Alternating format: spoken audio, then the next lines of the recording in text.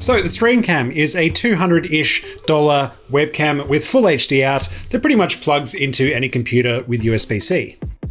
Straight up, it's a small sensor, so despite its 1920 by 1080 resolution and 60 frames per second specs, you won't be getting beautiful, crisp images out of this. It's just not designed for that. That isn't to say this is a bad webcam though, and I'll show you what I mean in a sec. In the box you'll find the StreamCam itself and two separate mounts, one for clipping it onto stuff and one with a 1/4-inch screw to stick on stuff like tripods and light stands. I ended up sticking mine on this GorillaPod so I could kind of move it around wherever I needed it, which is pretty handy. A nice touch is that these mounts can actually hold the StreamCam in either landscape or portrait mode. I'm not entirely sure who would actually need the webcam to be in portrait mode like this, especially for live streaming or video calls, but it's a nice option to have, and the webcam itself actually recognizes if it's on its side and changes its output settings accordingly in the software. And yeah, that's pretty much it for the design. It's a cable with a camera on the end. Let's see if it's any good. And we're here. As you can see, it's a bit of a dip in quality compared to the very expensive mirrorless SLR that I've been using to shoot this video up until now, but it's still not bad, right? The field of view is 78 degrees, which for me is perfectly fine, and I think is perfect for video calls. But if you're the sort of streamer who likes showing off their sick gaming room, well, this might not be enough for you. When it's on auto, I've found having as much light hitting your face as possible is the best way to get the best image quality out of this, which isn't too surprising with such a small sensor size. The darker it gets, the more light the camera tries to add through digital gain, which starts to make the image look really muddy and just a little bit ugly. Here, I'll show you what I mean. So here the camera's trying to overcompensate for me turning the lights off, and yeah, it's starting to look really grainy now. I think if you're mostly going to be using this camera in a dark room or at night, you'll also want to think about investing in some kind of light for your face as well. Overall, it's not the clearest image, but it's doing a great job of what it's actually designed for. If you're using this for streaming yourself or video calls, it's highly likely that 1920 by 1080 image is going to be squished down and at a lower bitrate anyway, so a lot of that lost detail doesn't really matter. I found this to be totally fine during Zoom calls, for example. Besides, if you're buying a webcam to escape your current terrible webcam, like I have here, you'll be pretty stoked with this one as an upgrade. I also just want to draw a little bit of attention to the microphone quality on this. I'm sitting about a meter away from this webcam and it sounds great. It doesn't do a great job at isolating you. It seems to have a pretty wide pickup pattern, so you might be able to hear Rusty running around in the other room. If you're in a loud room or typing loudly like I am right now, you're going to hear it, but it still does a pretty decent job at getting your voice through nice and clearly. If you're in a quieter room and have a quieter keyboard than I do, then the microphone is superb. Yeah, no complaints here. That's pretty much all there is to the hardware of the Logitech StreamCam itself, but there is some software that really unlocks the potential of this thing. If you want just a little bit more control over what the StreamCam can do, then Logitech G Hub has you covered. Oh, what's that? A G915 Logitech keyboards are here? Well, I might just be doing a review on that very soon. Subscribe if you want to see that.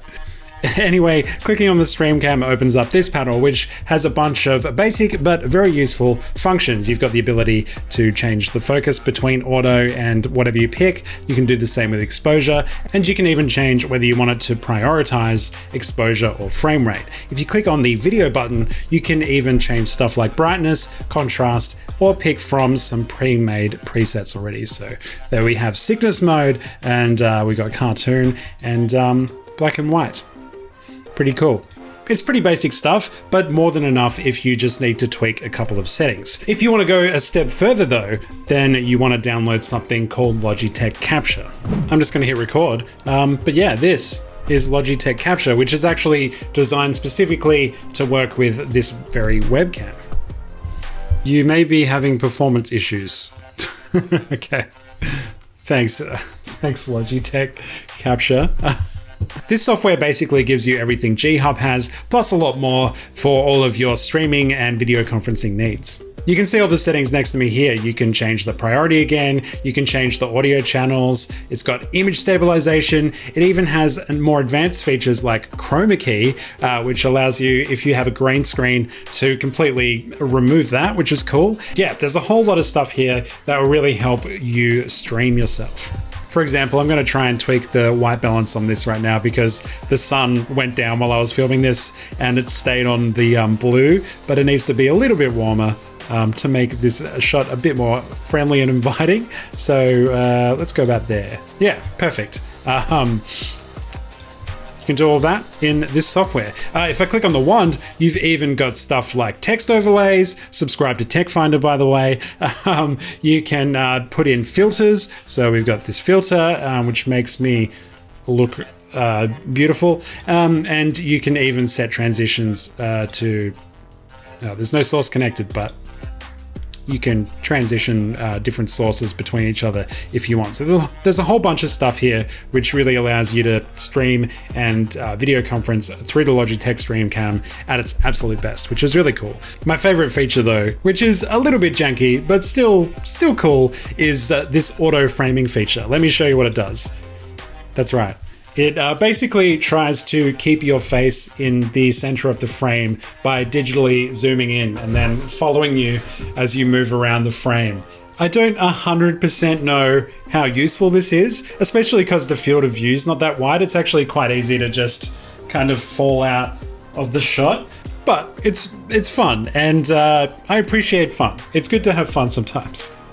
Okay, I'm gonna turn that off. It's kind of creepy. It reminds me a little bit of the M1 iPad center stage feature. And when I reviewed that, I was kind of like, it was cool, but also largely unnecessary, and most people probably won't actually end up using it. If you want to see that review, it's coming out very soon. Hit subscribe to watch that. Was that 3 subscribe shoutouts in what, less than 2 minutes? Don't stop hustling, gang.